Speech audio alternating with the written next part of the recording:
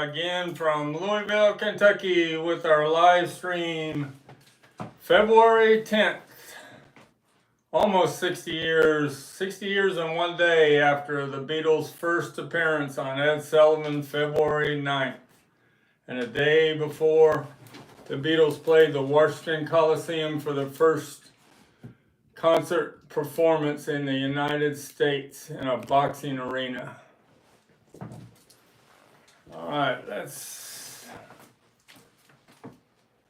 talk about some new arrivals I have before I get into all this. Got this zippered purse. I thought it was Paul McCartney, but somebody messaged me today that it could be any of the Beatles, that they're kind of, they all look alike, and that Paul's playing right-handed instead of left-handed. So I just changed the listing to the Beatles zippered purse. It's in the original package, 7 by 4 inch, made in Taiwan. These must have been sold in discount stores in 1964. It had 4 different colors, zippered purses of the Beatles. First time I've ever seen one that was in the package, and it's unpunched also. It's pretty nice. Austin Davis asked, what happened to Sticker Kid? Sticker Kid. We got a Sticker granddaughter friend. Yeah. Sticker granddaughter here, and Sticker Kid is celebrating his 13th birthday this weekend. He'll be back next weekend. He is doing fine. Just having a big birthday celebration. Got this in today. These little buttons that were only available when you went to see Paul McCartney's photos in England of the Eyes of the Storm. Remember, I have the sealed, well, I did a sealed reveal, but it's in the a signed limited edition of the Eyes of the Storm, signed by Paul McCartney, and mine's number 55. He only signed 175 books. So I'm going to put this in my listing tomorrow with the hardback book that's signed by Mr. McCartney. Got the big fest for Beatle fans going on in Chicago this weekend. Heritage Auctions, I'm sure, has a booth. This is a pamphlet I just got in yesterday. And I was wrong on, I was wrong on Rachel's Ghost interview the other day. I said that they had a sealed mono Livingston, and what they have up for an auction is a stereo First State in it's graded 8. That's what's up for sale. And they also have John Lennon's number 6 personal copy of the White Album from the United Kingdom. And they also have this Beatles and Frank Ifield on stage, the portrait cover in the original store baggie. Those are the 3 things that are going to go for a lot of money, besides this gold record for Meet the Beatles, presented to the Beatles on February 10th at the Plaza Hotel. You can see a picture where they got the gold record for Meet the Beatles. And they got a gold record for I Want to Hold Your Hand. I Want to Hold Your Hand sold for a lot of money a few years ago. The amazing thing about I Want to Hold Your Hand, when they performed it on the Ed Sullivan Show, it had already sold 3 million copies by the time they were on Ed Sullivan for the first time. And where do you think a third of all those 3 million were sold at? 1 million copies were sold in New York City alone. Record stores would get the boxes of I Want to Hold Your Hand and open it up. There'd be people waiting in line. They sell a box of 25 as fast as they could, as fast as they could take the money.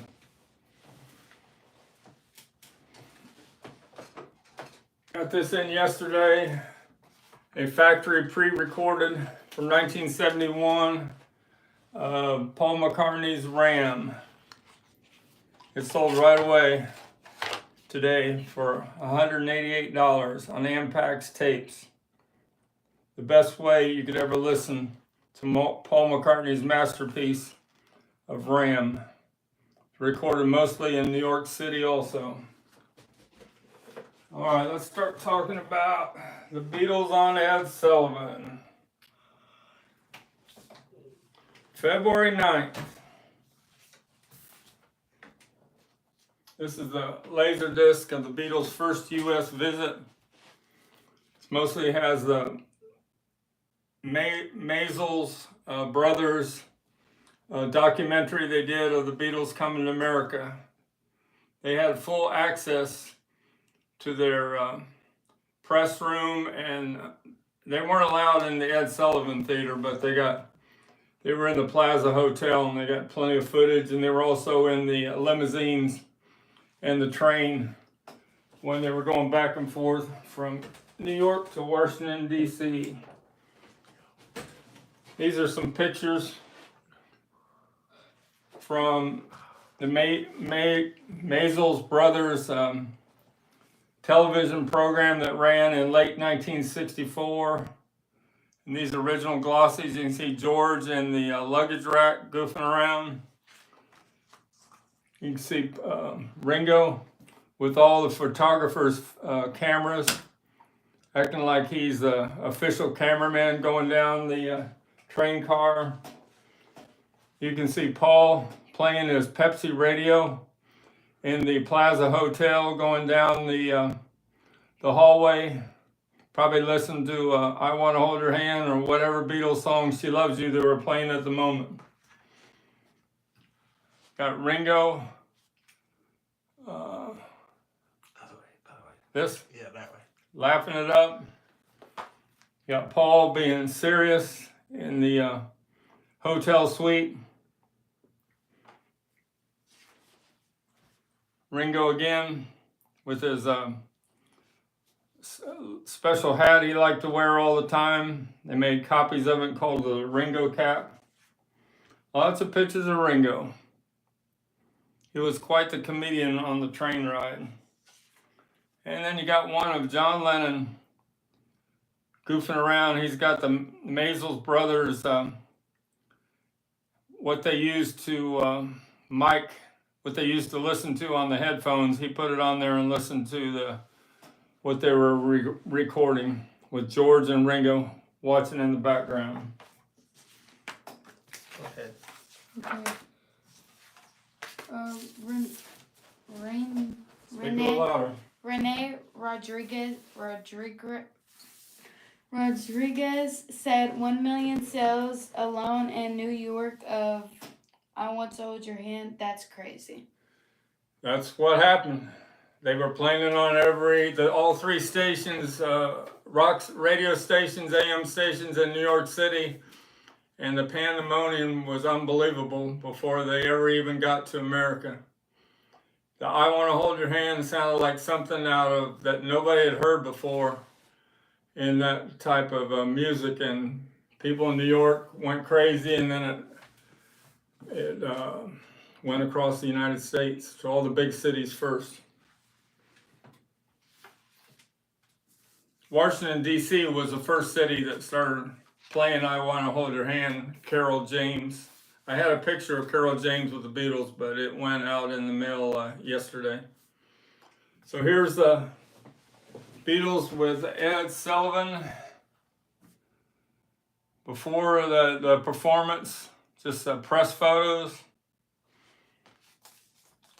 This is another press photo of the Beatles on the Ed Sullivan stage. They all look pretty serious. And that's a picture of the Beatles when they first came to America, February 7th, at the JFK airport before the press conference. All right, a few things about the Ed Sullivan Show. I played the music, just the audio, a couple days yesterday in my car. I had a bootleg CD that had all the Ed Sullivan shows. And then I watched the video performance of it today, the 15-minute performance that's on YouTube. And I couldn't believe, because I didn't understand it all that much, the hysteria and the excitement kept building during the Beatles' 15-minute performance. They played All My Lovin' first to kind of showcase Paul McCartney, and it's a good song to start with. And the crowd warmed up to him, and then they played Till There Was You, so the parents and stuff would understand the Beatles weren't just playing the rock and roll songs. And then the last segment at the first part of the show, they went with the big guns. They played She Loves You, and that's when the excitement really peaked up. One thing about those Ed Sullivan performances from February 9th, they had Paul's mic louder than John's, and they kind of made Paul, they had more camera shots of Paul close-ups. Lennon wasn't happy about it because he was mixed down in the mix. I don't know how that happened. But then after about a half-hour break in the show or more, when Davy Jones of the Monkees, probably 16 years old, sang with Georgia Brown, not Georgia Brown, I'm not going to come up with a name. But anyway, she was a star of Oliver, and Davy was helped her out on the song that they performed on the Ed Sullivan Show. And when Davy Jones saw the Beatles from the wings, it changed his whole attitude of where he was heading in music. That's how he ended up partly in the Monkees. But then Ed brought him back, and they played both sides of their hit single in the United States. They started off with I Saw Her Standing There. That's another one of my favorite songs that still gives me shivers every time I hear it. And the excitement was the screaming and everything was more frantic than it was in the first segment of the show. But then when they ended that song and they went into I Want to Hold Your Hand,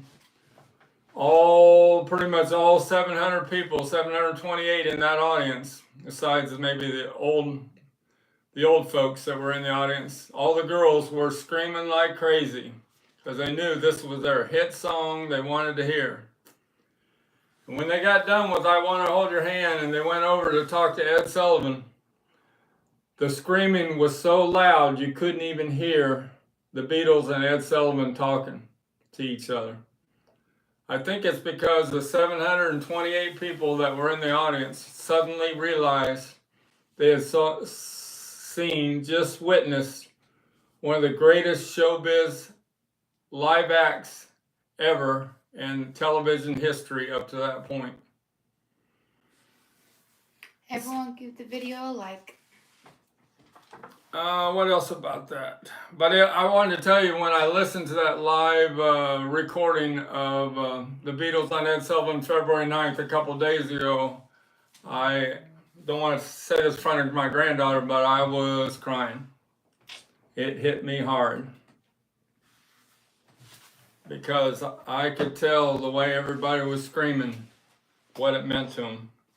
You had to be there at that moment, or you had to be 10 years old like I was, watching it live on television, because on the East Coast you saw it live on television, where the West Coast it was delayed and showed 3 hours later. February 9th, 1964. Then the next day, I want to talk a little more about the Ed Sullivan Show. I said they had a 15-minute performance. Told you about Paul's microphone. 50,000 people requested tickets for those 728 that were allowed in the Ed Sullivan Theater. The most that had ever been requested before for Ed Sullivan Show was for Elvis Presley, and that was 10,000. So this was 5 times bigger in demand than when Elvis was on Ed Sullivan.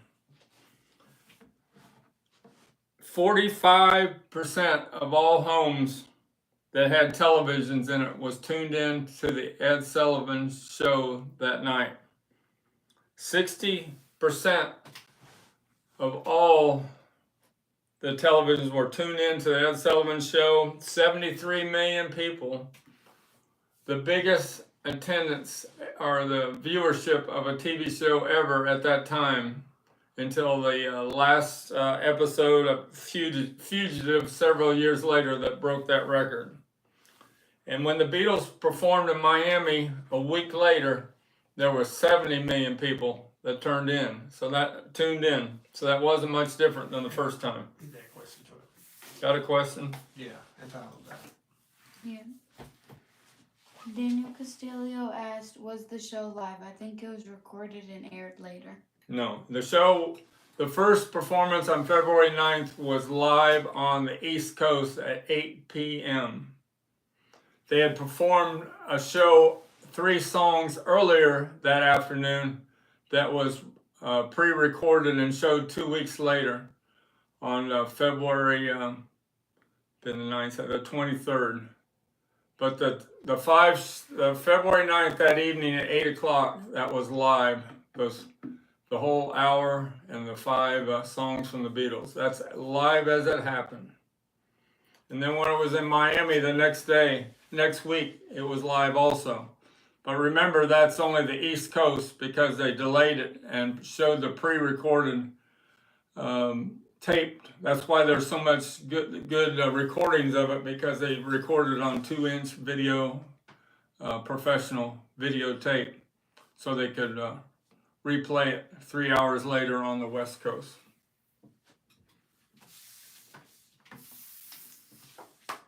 All right, so they traveled. I showed the pictures where they traveled to Washington, D.C. on the 11th. But on the February 10th, that's when they were in the Plaza Hotel and they got their gold records for Meet the Beatles. And I want to hold your hand. These are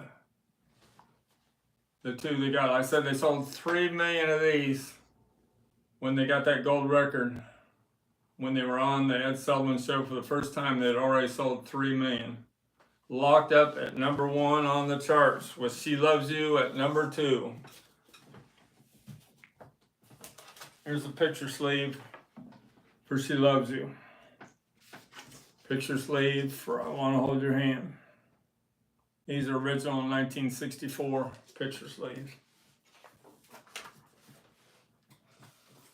All right, we're into February 11th, which will be 60 years tomorrow.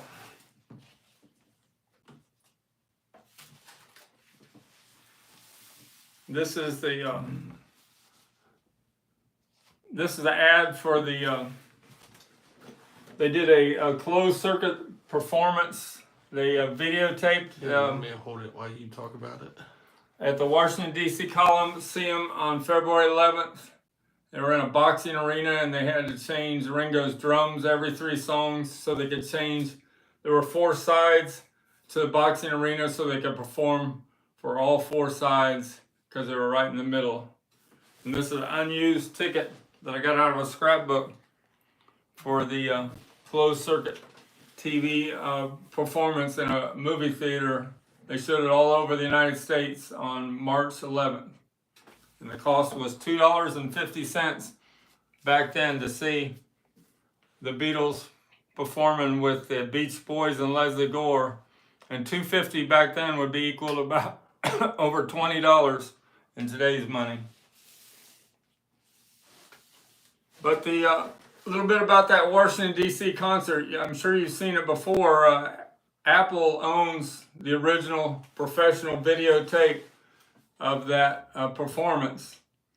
And the sound's pretty good, the live sound, live recording, but it could be improved by Peter Jackson. And they already got a great picture, and the Beatles really rock it out there in Washington, D.C. on February 11th. About a 30-minute performance. Got a question? Yeah. Well, not really. Nova's Nick said hello. Nova Nick says hello. How you doing, Nova Nick? He's been in a lot of lives. Yeah. Thanks for checking in. So it'd be great if Peter Jackson, I know he's working on the Star Club tapes, but it'd be great if he worked on the sound of the Washington, D.C. performance and the Shea Stadium performance. And we could have a deluxe Blu-ray or some kind of box set of those two concerts. That would be amazing.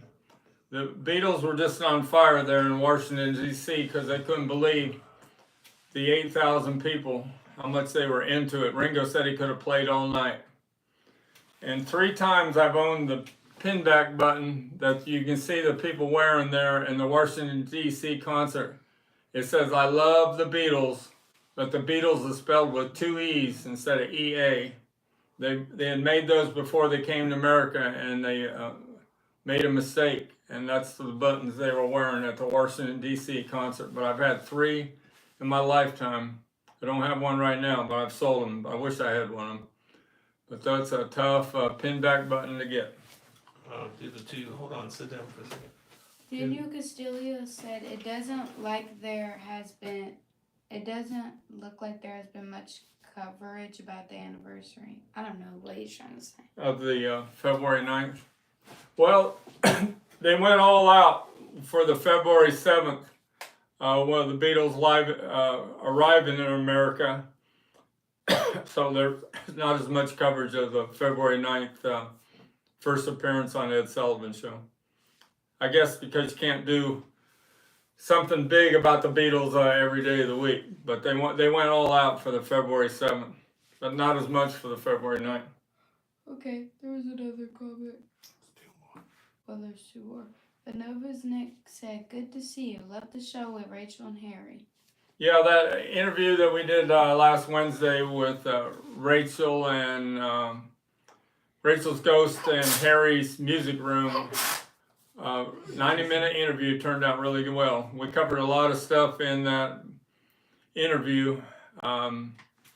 Sometimes I had to kind of show what I wanted to show because those two are good friends and they get into their own little conversation, but it worked out pretty good. I sent 5 today. I sold 5 of these that Harry was missing in his collection for his 1976 Beatles collection box set singles. He was missing 6 of them, but I didn't have back in the USSR, but I sent him 5 out in the mail today to Harry as a kind of a favor for helping us out on that interview. Turned out pretty good.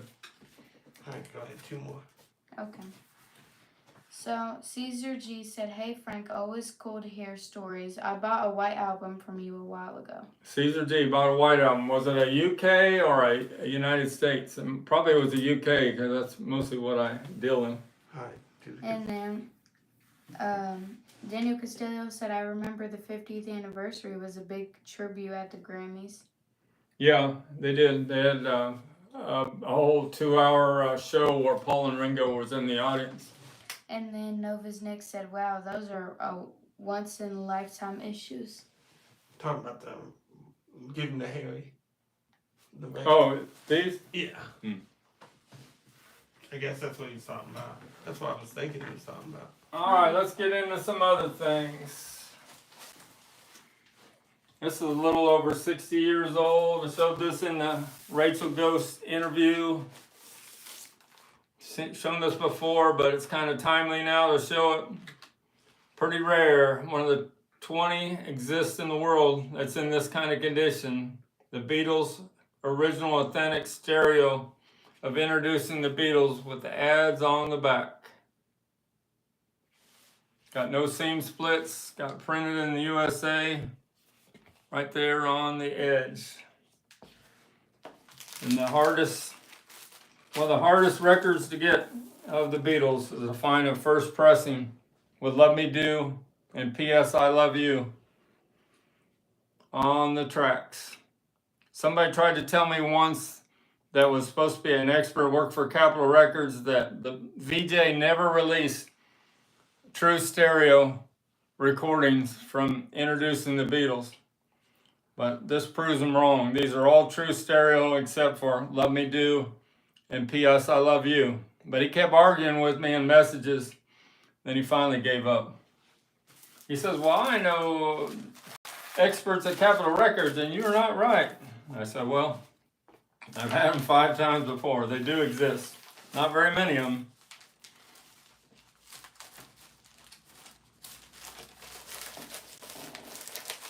Introducing the Beatles. Same time, a week before Meet the Beatles came out. This is a Scranton number 3 on the East Coast. This outsold the I Want to Hold Your single. I Want to Hold Your Hand ended up selling 3.5 million within the first month, and this album sold 4 million. They were making it 24 hours a day, and they had to contract out a couple other record plants, RCA, to keep up with the demand. It's another thing that was selling so fast. As soon as they opened a box of 25, there were people at New York and big cities would buy them up right away as fast as they could take the cash. They weren't factory shrink back then. This is the way you would have got it. This is a very first pressing of Meet the Beatles that has no copyright, no ASCAP or BMI after the song titles. Not very many of these exist in decent shape because these Meet the Beatles were played to death. Everybody was going to parties and they were playing this album on a cheap turntable. Cheap turntable. That's all they had back then. And everybody's partying, hitting the table, scratching up the records. Sad sign. It happens, you gotta have fun. All right, a little controversy about our Rachel Ghost interview the other day. I said this wasn't worth over $99 and somebody told me I was wrong. I had a whole, from Rockaway Records, I bought a whole factory, what you call case, that said Beatles stamps all on the outside of the cardboard, and then inside it had 4 sealed display boxes the stores sold these out of. That's the 100 stamps, Beatles stamps from Hallmark, and this is the banner that you were supposed to put in the Hallmark store. It says, yeah, the Beatles stamps are here. Not quite as rare as the guy that was messaging in on the Rachel's Ghost interview. Not when there was a warehouse find of whole cases that have never been opened up.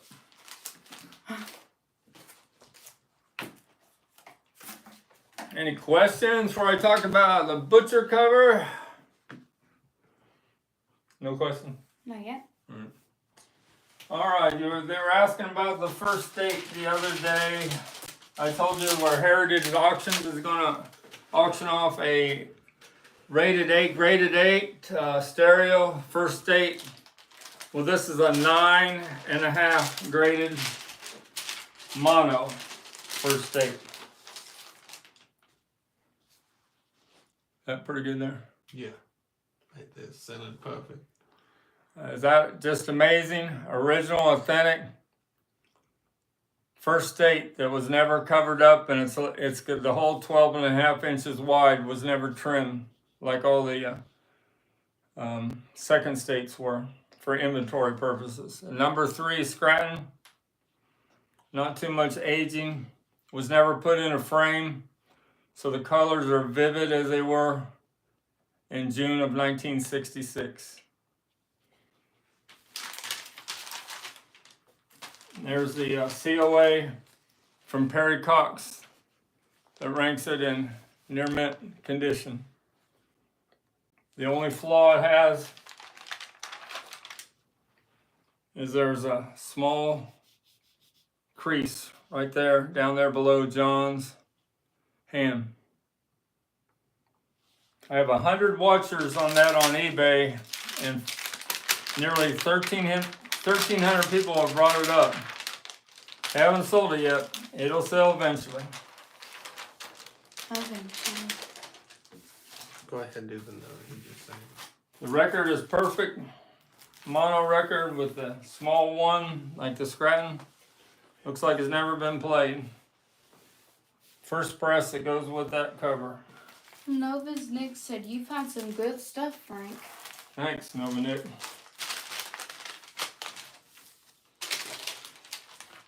Nova Nix.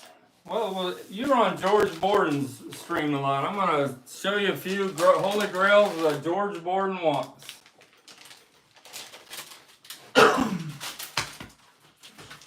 I got them both right here.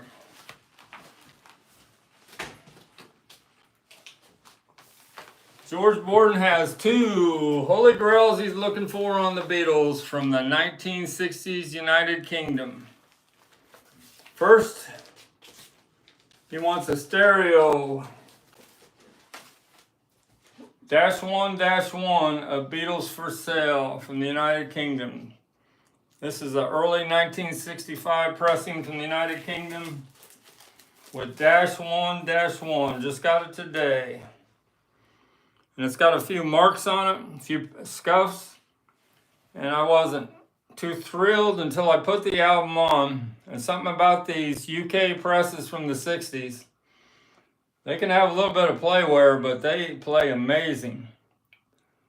It's like the Beatles were right there in the room playing Beatles for Sale. Never heard it sound like that before. And the stereo mix of it is so much better than the other albums, Please Please Me with the Beatles, Help.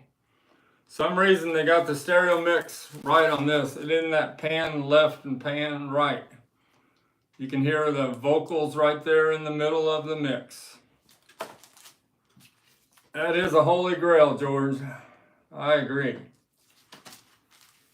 And the other holy grail he's got on his list is the Rubber Soul 1966-5-5.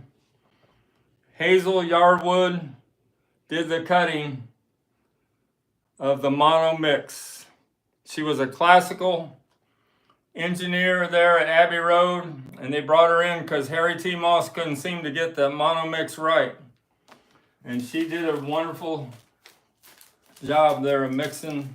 This is the ultimate way to hear Rubber Soul and the true mono mix that Hazel Yardwood did, -5 in early 1966. What?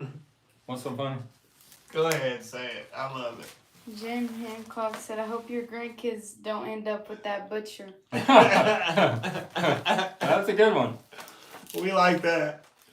Well, if something happens to me, my son behind the cameraman, Travis, he knows the value, and they're only going to go up in value. Holy Grails only go up; they do not go down. They do not. I do the Daniel Castillo. Because he's saying Daniel Castillo said those 0.5 will drop in value. Them -5 will drop in value when the Super Deluxe comes out. Well, maybe you're correct, but I'm going to tell you something. The person that bought just today, the person that bought this for $188 said, "Will you make me a deal on the Rubber Soul -5 mono 1966 pressing?" Because I sent him a $285 order or offer, $285. And I said that was my best offer. He offered me $250. 5 minutes later, he bought it. So it didn't go down in value today. But maybe you're right when they come out with the deluxe box set. Right? There's always people that are going to want the original pressing. So I kind of disagree with him. This is only going to be in demand more and more as time goes on. Andrew from Polygram Auctions ranks this as one of the top 10 audiophile pressings that exists in the world of a Beatles album. So hope I didn't cause any controversy there, Daniel. That's my opinion. All right. we still appreciate you. You come by all the time. Yeah, you do. You're our best viewer. You always here asking questions. Got another nice little ditty today. A 1963 third pressing of Please Please Me stereo from the United Kingdom. Somebody put in a lot of 3 Beatle albums on eBay, and they didn't put pictures of the record. So I asked for pictures of the record. What are we laughing about now? The Gene Hancock, I guess. Someone that shops at the store. Oh, And yeah, I saw him today. He says someone there tried to buy a dozen donuts today and charged me for it. I recognize her. Oh, yeah. He said that he went through your line today. Yeah. Sticker granddaughter's working at the same grocery store. She just started last week. So this is he showed me pictures of the stereo Parlophone, and it doesn't have sold in the UK in the middle. But why I knew it was a 1963 pressing, it says the Parlophone Company Limited in the perimeter text there. And that's how you know you have a 1963 early, because they changed it to gramophone in the middle of 1963. This one word right there told me it was an early 63 pressing. So this record was made and sold before the Beatles ever thought of coming to America. Haven't played it yet, but I'd say that's pretty nice. Do you know that they said on a stream the other day on the Steve Westman stream, an Beatles expert from Australia said a first pressing now on the gold label of Parlophone of Please Please Me is worth $10,000 to $15,000.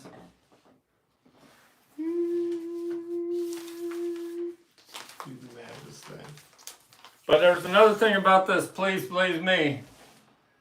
When you get a stereo pressing, the tape was recorded at the right speed. But when you get an early mono pressing, it plays slow, the tape, because I guess the tape machines work a little bit different every day. And so this album on the stereo plays about 4 seconds shorter than the mono mix. So the mono mix plays just a bit slow. This is a true mix of stereo of that Please Please Me recording.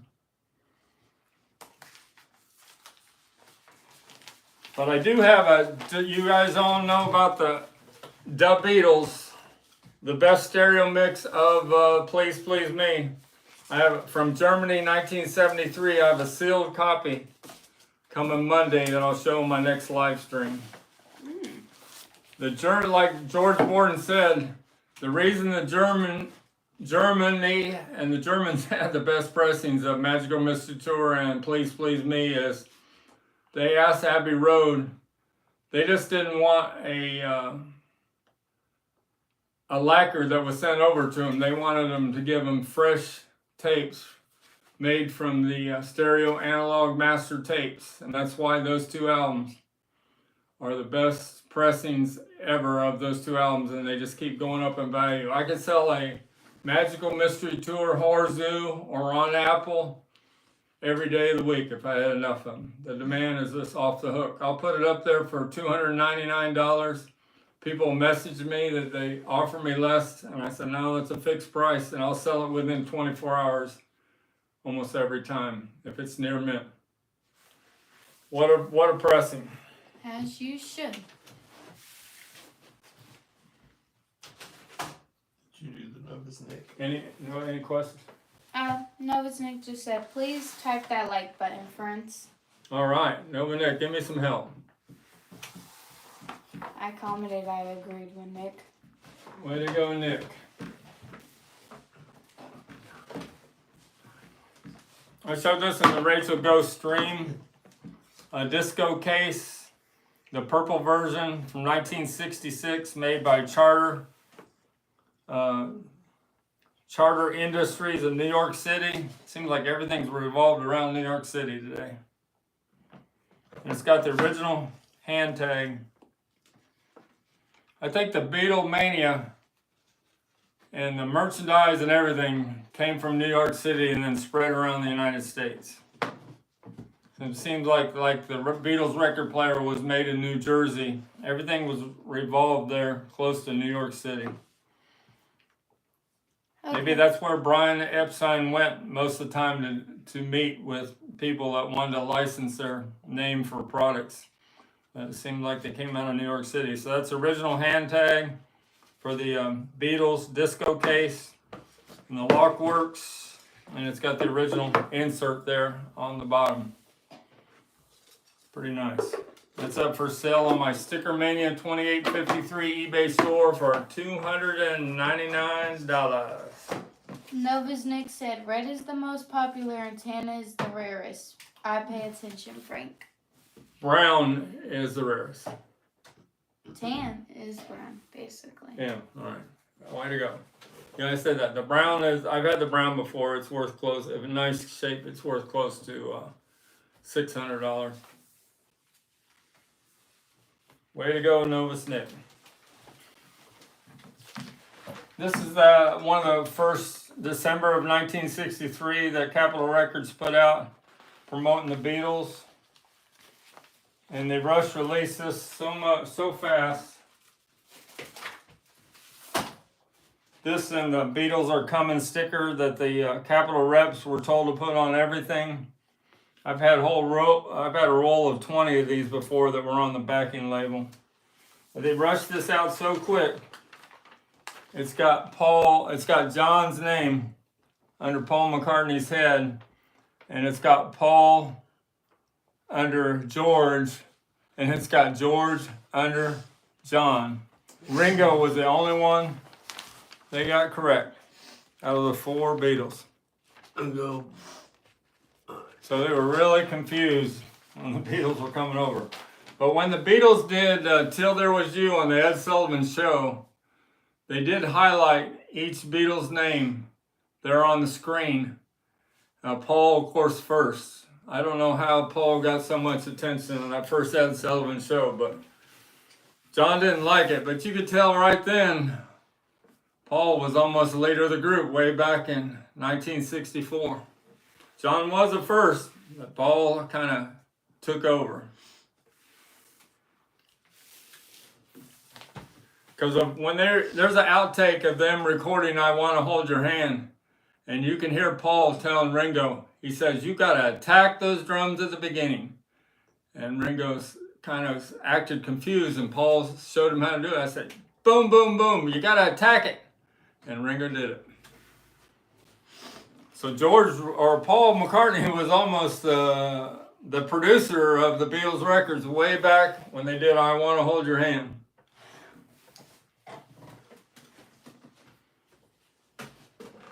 All right, what else?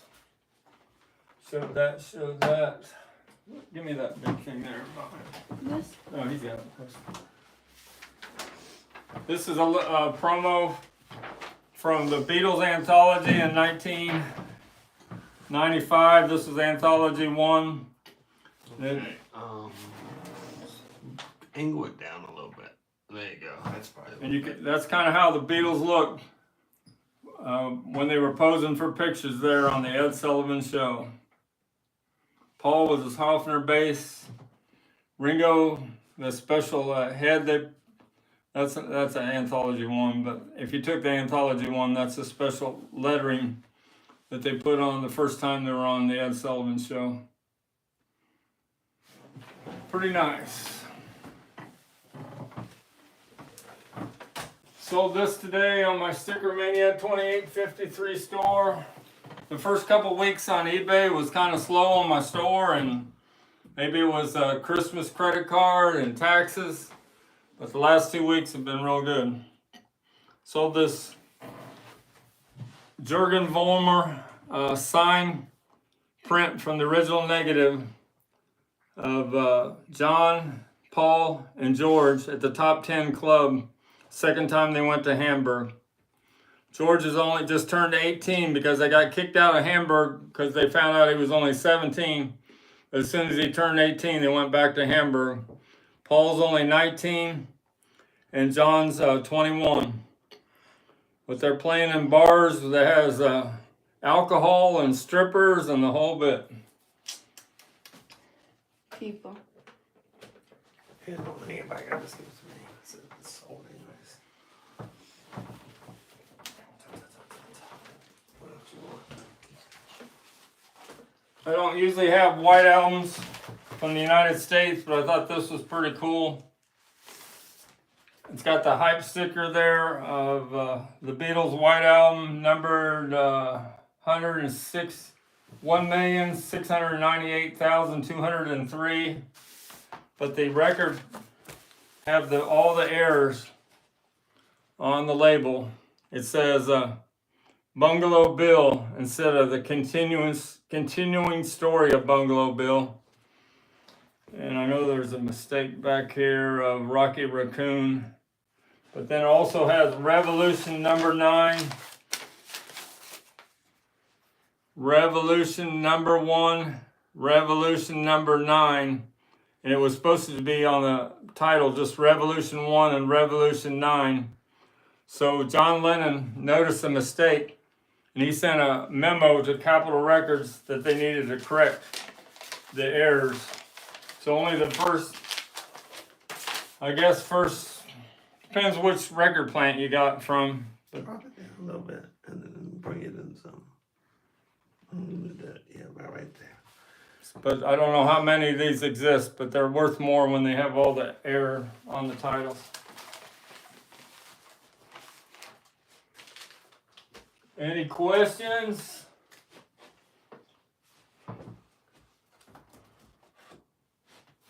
Showed this in the Rachel Ghost stream. This isn't the original poster. I have an original poster that's locked up in my bank vault. It's rolled up in a poster tube with a COA from Perry Cox saying it's a real deal. And it's up for sale on my eBay store, I think at $1,450. But they were all supposed to be destroyed. And so many of them didn't, the DJs or the record stores, after they got them, they would hide them in the back room because they knew they were going to be worth money, and they didn't let the Capitol reps take them back. Daniel Castillo said, I heard Sinatra also was unhappy with Capitol. Capitol gave in to the Beatles, though. Yeah, Sinatra wasn't happy with the Capitol Records, and he formed his own record label, Reprise.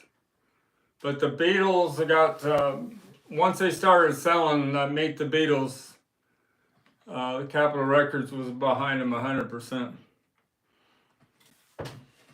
Only thing is that Capitol Records would take 11 of their tracks instead of the 14 as intended, and they'd get, instead of 13 albums, I think they ended up with about 17 in the United States. That's kind of why the Butcher cover exists, even though they won't admit it, is because Capitol Records was butchering the Beatles albums. So I don't know if there's any truth to it, but John Lennon and Paul are the one that pushed for the Butcher cover. They said they didn't want it as a little, they wanted it as the whole cover, and Capitol Records had to do it. And Alan Livingston, the president, said this will never fly, but if John Lennon says we have to, let's make it happen. They made 750,000 of them, and they destroyed nearly 700,000 of them. Daniel Castillo said Capitol sure butchered the Beach Boys to death. Yep. Do you want that? What do you want?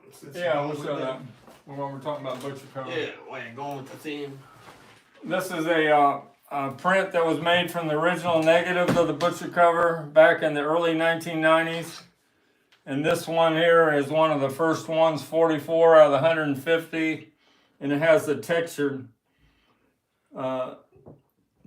print made from the 4-color separations, the original photos. This is about the only time,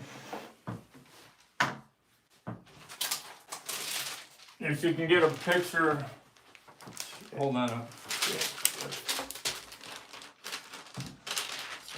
Is it in the picture? Or do we need This to is move about the something? only time you'll ever get the Beatles butcher cover with the same detail as the original First States. Yeah. But a stereo of that, like they're going to sell in heritage auctions, original First State stereo, I can't imagine what it's going to go for, but bet you it's going to go for about $50,000.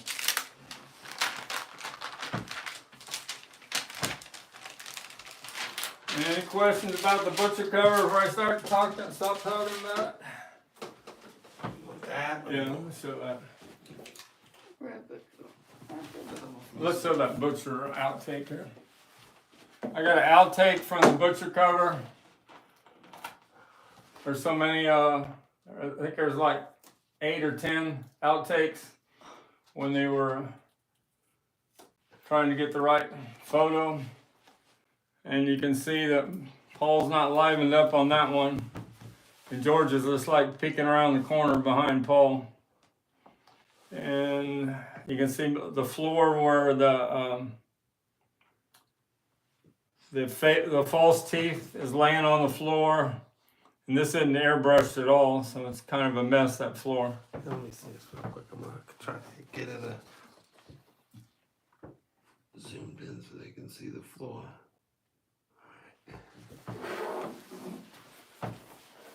This is, I've shown this before, My Bonnie. This is the very first issue of My Bonnie from Germany, from late 1961.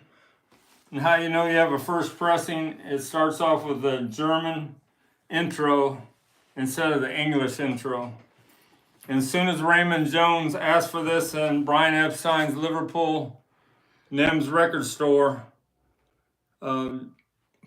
Brian bought a bunch of them, and then the demand got to be so big in England that they changed it to an English intro instead of a German intro. So the second issues have the English intro. That sold a lot in Liverpool, but this is one of the very first pressings of My Bonnie from late 1961 with Pete Best in the group. George got to be only about 17 there. Started off young. And show me that butcher cover rarities poster there. There on the floor, yeah. Found this the other day, had it stored away. This original poster for rarities that came out in 1982. And you can see it's got more of the floor there, but it doesn't show the false teeth of the butcher cover. But that's the actual photo, but it looks a little different than the butcher cover, the actual butcher cover. It's not textured. That's them at a press conference at Capitol Records in, pretty sure it's 1966, and they were asking stupid questions, and Paul and John answered with stupid answers. You're going to ask us stupid questions, we're going to give you stupid answers. Got Brian Epstein hiding back there behind him.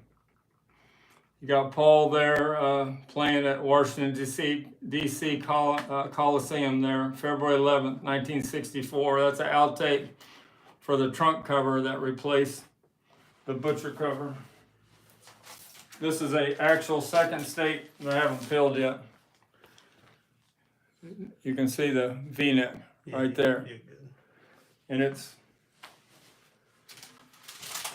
trimmed. It's trimmed so when you match that up with the first state, see how the first state overhangs 3/16 of an inch. But Capitol Records would trim the butcher covers so they knew when it went out to the record stores which one had the butcher covers underneath. We're going to do some video of me peeling this butcher cover. I peeled a stereo for a paying customer last week, and he was tickled pink. And I sent it out to him yesterday. $400 fee to peel an East Coast number 2 or 3 Scranton butcher cover with a water-based glue. That's my way you can get a hold of me. Mr_STICKERMANIA@yahoo.com. Got my anthology posters behind me They there. only see the ones down there because I've got it zoomed in, so they don't see anything. What's that? They only see the Oh. 3 on the wall, not the thing above it. Oh, okay. They can't see that stuff, Alright. so unless you. These are 3 sealed CDs. Put that back right down there. 3 sealed CDs from the late 1980s when they first came out. They were in long boxes. Abbey Road. It was $15.99 in the store. Rubber sole. Some of these are ADD, analog, digital. This one's made in West Germany, has more value than the ones made in the United States. It's supposed to be a better sounding CD. See, it says compact disc made in West Germany. They only did that on the very first issues. Same with the Sgt. Pepper, compact disc made in West Germany. Then the United States started manufacturing them, but these are supposed to sound a little better than the ones from the USA. The Germans, you know, some reason they always seem to make better pressings or better CDs, or they knew how to do it better. All right, talk about the Rolling Stones a second. I got the sealed Some Girls in today from 1978. And what's nice about it, it doesn't have the hype sticker. I don't know where my hype sticker is. Right here. So I think this is unique because it doesn't have the hype sticker for Miss You. So you can see all the faces better of the ones that got upset. Raquel Welch, the state of Marilyn Monroe, Farrah Fawcett. I know Judy Garland and Lucille Ball. They're the ones that raised heck about it, and so they had to change the cover and just put blank faces where their faces were. This is the first time I've ever had one without the hype sticker, and it's up for sale on my eBay store at $199. It was sold at Vibrations Record Store. It even has their phone number on there. Perfectly factory sealed. 1978. We got an Exile on Main Street. Somebody in the last week found a collection of albums, 200 albums that were put away for 50 years, and they weren't played. They were just stored. They were just stored real good, up like that. There's no wear at all to this first pressing of Unipack, which these usually always show wear. There's no wear at all on the spine or anything. To Exile on Main Street, 1972 Unipack. This is all 12 postcards are still attached. I can pull them out here without doing any damage. All 12 postcards are still attached. And it's a SP specialty pressing. I just wanted to talk a little bit about these sleeves that they put them in. Same with the physical graffiti. Back there in the 70s, they were putting them in these cardboard sleeves.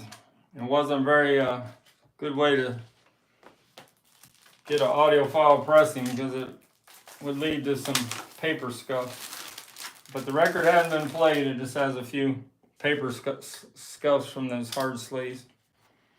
The same thing happened on, it's almost impossible to find a physical graffiti from 1975 that doesn't have the paper scuffs from these cardboard sleeves. This is another great double album I've learned to appreciate in the last year.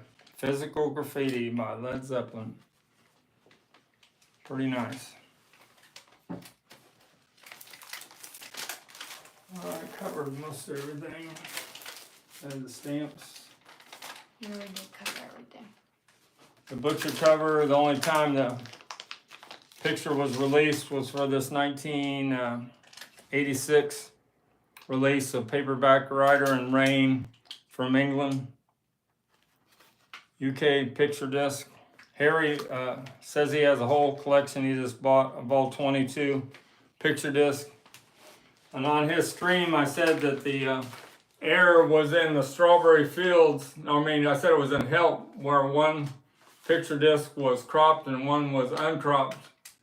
And I realized a day later I said the wrong thing. It was actually Strawberry Fields where they made the mistake. I don't think I have a Strawberry Field.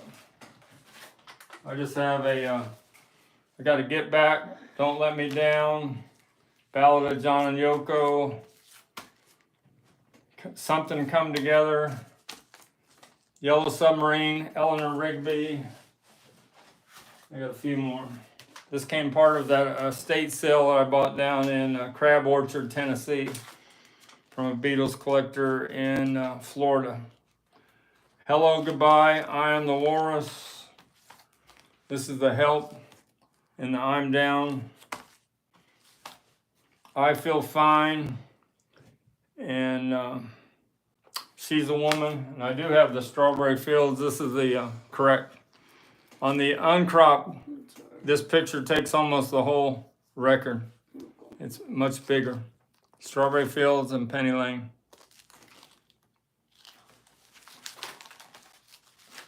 All right, any more questions before I wrap this up? We touched a lot of bases. Told you about my Led Zeppelin 2 selling for $2,500 on the last one.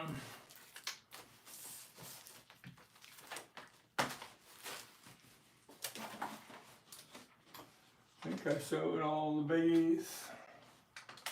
We got a list of stuff coming in. Talk about that for a second.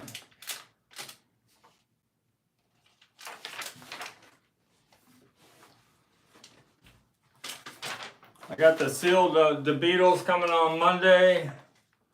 I already got the Some Girls. I got a Please Please Me sealed 2014 mono coming in with a hype sticker. And I don't see anything else. I got the sealed Reel to Reel today of Stage Fright from the band. This collector of Reel to Reels had a few of them that were factory sealed. I only bought the ones that were classic rock. So I got the band Stage Fright. It's got the big song Shape I'm In on it. But this was discounted in the, when Reel to Reels were going out of favor, it was discounted at 50 cents, if you can believe that, at the warehouse, a record store called The Warehouse. Stage Fright from the band, factory sealed, pre-recorded, reel-to-reel tape. That's a 7.5 inches per second too. That's the one you want. All right, that's my little thing on the Beatles coming to Ed Sullivan, February 9th, 1964. 60th anniversary and plus 1 day. I hope you guys at the Fest for Beatle fans in New York City are having a great time. And I hope to make it to Chicago again in August. You might see Beatle Pro there. All right. Thanks a lot from Louisville, Kentucky. Check with us next time where I get some more new arrivals of music memorabilia from the Beatles, the Rolling Stones, and Led Zeppelin. And Beach Boys.